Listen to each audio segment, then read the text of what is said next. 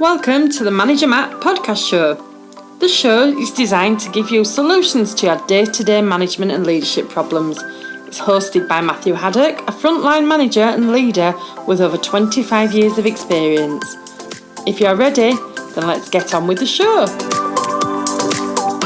Welcome to the Manager Matt Show, a weekly show designed to help you as a leader and manager become the best at delivering the results you need.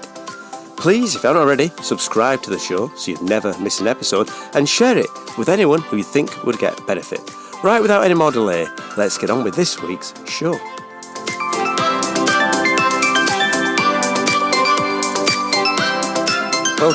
Welcome to the show. Hope everyone's well.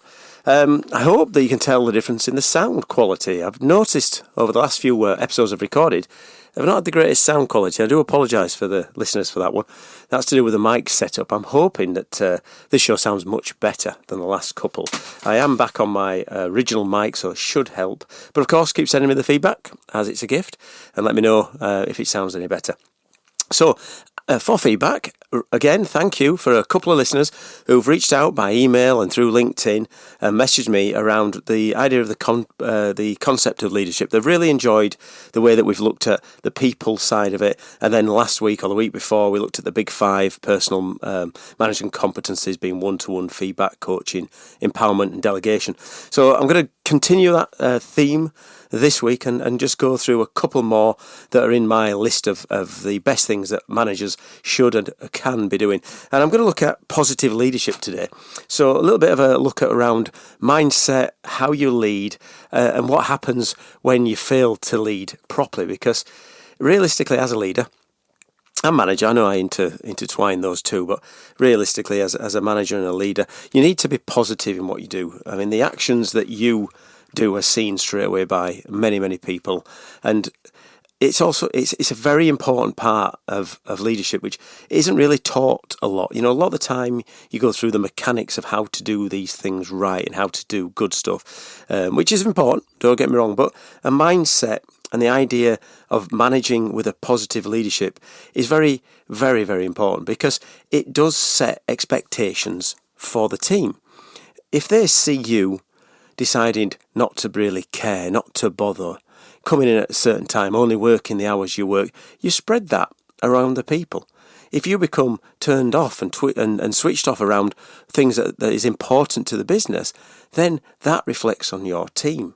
And it's really important that positive leadership is part of your arsenal when you go into this kind of work. Now, we all know it's not unicorn and rainbows every day. We all know that humans are going to feel off it. You're going to be tired.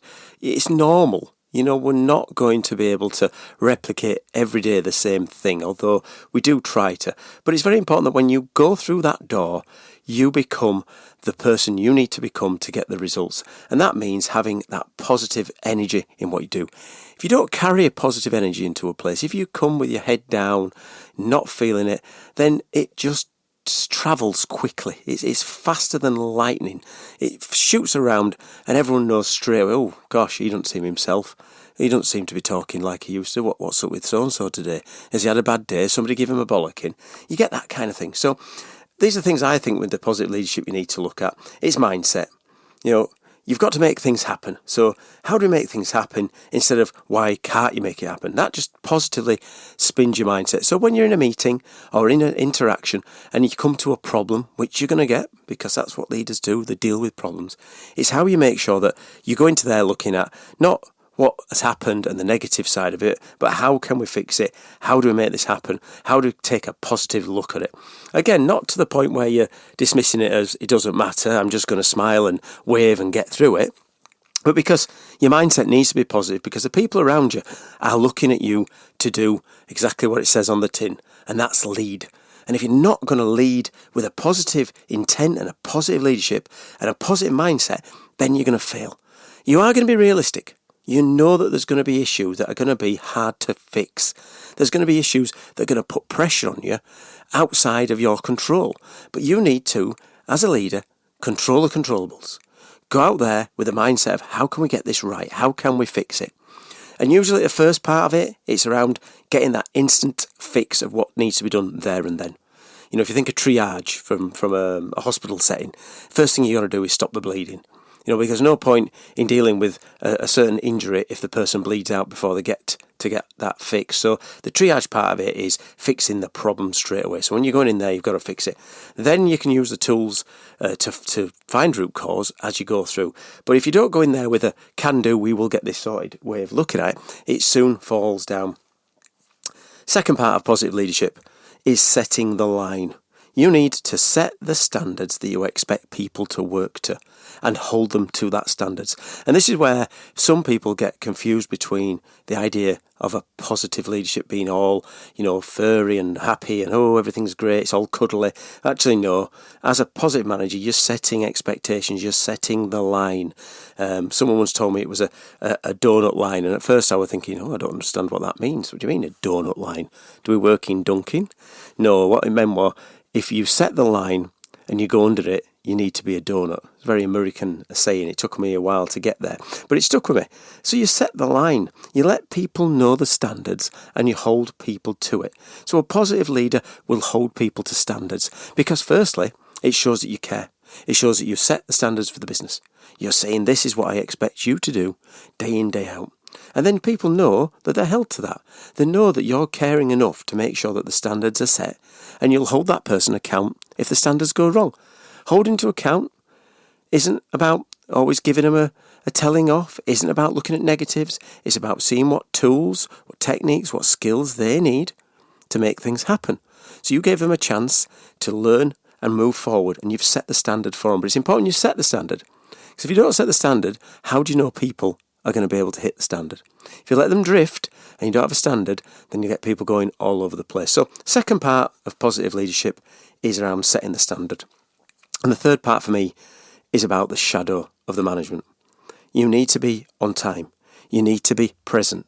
You need to be focused. You need to be. And what do I mean by that? They're going to look at you. If you drift in or whatever you want and drift out whenever you want, then they're going to see that as being the norm. If you disappear for long lunch breaks, you're going to see that as a standard. Now, that doesn't mean you're having to work harder than everyone else. I'm not saying that. Just saying you need to be there. You need to be present. They are going to be looking for you. And in one way, they're looking for a positive role model, which is what I said at the beginning. They're looking for someone who can push the boundaries and make the place work, to be caring and be present. But also the fact that you need to be setting those standards, because they're going to look for you. And as soon as you make your mistake, they will be there to see it. As soon as you do something wrong, something that you don't do correct, they'll see it. And as soon as you do that, they'll know that's expected norm. Now, I'm not saying that you don't make mistakes. As I've said at the beginning of the podcast, you're human. You will make mistakes. There's nothing wrong with that. And the idea is that when you do make a mistake, you put your hand up straight away. I did that wrong. That's poor. I set the high standards and I've let myself down by not making that. I'll make sure that doesn't happen again. What do I mean by be present? There's so many meetings that we're in these days that can be very difficult to be present in, especially with the electronic versions we use a lot now. It can be easy to drift off. But what I mean is to be present for your team. So that means that when they're there, that you interact with them, you turn your phone off, you look at them in the eye, you be present, you listen to one. Not just listening to start to answer, but listening to really deeply understand where they're coming from. What do they need to be successful? How can you make them successful? And that's all around that way of working. That means you're pushing it to be present in front of them day in, day out. And be focused. You're going to have a set of goals that needs to be delivered. You're going to need those people to deliver them. I've said that many times on these casts. So how do you make sure that you're focused, giving the people what they need to hit those targets? And that means that you've set the expectations clearly and you're making sure that they are then given the tools to hit those ones. So positive leadership isn't, as I said, all about just being the softer side. It is around having a positive mindset, but it's also around setting the standards and setting the line and then making sure your shadow is the right shadow. So that's why I see one of the sections when it comes under the concept of leadership definitely being around being a positive person in there. Now, something I also think is really important in our modern business is the idea of a safe culture. And there's a number of things with that. There's a safe culture in regard to basically being safe, especially if you work in an environment which is predominantly around machinery. and in a business that's got something that's producing, a manufacturer. But even if you're not in a manufacturing, a safe culture means that people are safe. They've got the knowledge that you want them to be safe. You make sure you project, as we said about positive leadership, a line that says we're going to be safe in this place. This is what I expect. We're going to make sure that the safety is the first thing that we really consider when we do things. Because you start with a safe culture, you build a safe culture, then you get people who know that you care, and they'll open up about all sorts of other areas if you've set that line. I also mean being safe as in psychologically safe in a culture. Make sure people can feel that they can talk to you. I do hope I do that at my business. It's very difficult, looking out that maybe I don't, but I'm hoping that people can interact with me. They feel safe to talk to me around issues, and that I'm a person who has integrity. So a safe culture is around setting and measuring the safety of it. So that's around making sure that there's the active and lagging measures, near misses, accident rates, scores about engagement. There's things like making sure the basics are done that are legally required, risk assessments, processes are followed, safe way systems of work, PPE is provided. But also the idea of having an open culture that can talk, that can discuss it, feel safe to be different maybe in that person, be able to talk to you and your leaders. And as leader, when you're talking safety, it comes back to the idea of a shadow of the management, that you need to be able to walk the talk when it comes to safety issues.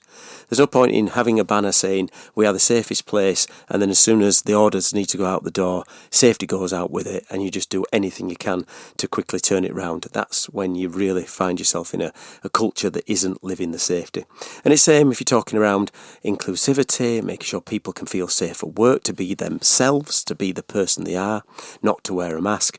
There's no point in saying that if you don't really believe it and you allow it just to be a fad.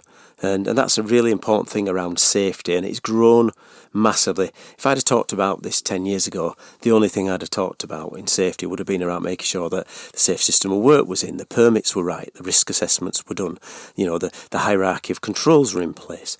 And now you talk around a mentally safe place to work, a place that someone can really feel themselves, be trusted to be whatever sexuality or whatever they want to be is embraced, and it's not shunned or blocked up. It's allowed to breathe and allowed to grow, because that diversity in a workplace creates more ideas, creates a great sense of being something different, and thankfully we are in a very modern age, and I'm really happy to be there because you see so much of this diversity now, and that's all about being a safe culture. So today I've touched on two things around my concept of leadership and expanding on that. First one was around positive leadership, around mindset, making sure you have a mindset of you can make it happen instead of, we can't make it happen. You've set the line for people so they know the standards, and you follow a shadow. You be on time, you be present, you be focused. And then I've touched on the idea of a safe culture for the person themselves, to be themselves, to live themselves, and a safe culture in an idea that the place that they come to work to is safe. So, thank you for listening to my continued concept of leaderships. It's really great to get your feedback, and you have already sent that. But please continue, as it's a gift, and send it to managermattpodcast@gmail.com. I answer all the emails you send me. Or send me one on LinkedIn. You'll find me on LinkedIn. There's a number of ways. Matthew Haddock on LinkedIn. Please become there and see what I've been up to. There's a few stories that go in there, and I do share that. But then, ping me a message. Really great to engage with people on there, so that's brilliant. And, of course, if you just take one thing away from today and put it into action, then I would have felt it's been a real good spent time with me, because it's only 15 minutes in your day. These podcasts are designed to be short, so if you can take it away and do one of those things, it'd be great. Well, that's it for Manager Matt this week. Thanks for listening as ever, and goodbye. Thank you so much for listening to this Manager Matt podcast. We hope you found it interesting, helpful and actionable. One last thing, please leave a quick review on iTunes or with your podcast provider, as it helps to spread the word of Manager Matt. If you haven't already done so, please subscribe to the podcast, and if you did like anything in particular, send an email to managermattpodcast@gmail.com or visit managermatt.co.uk for more content. Feedback is a gift, so let's keep giving. See you next week.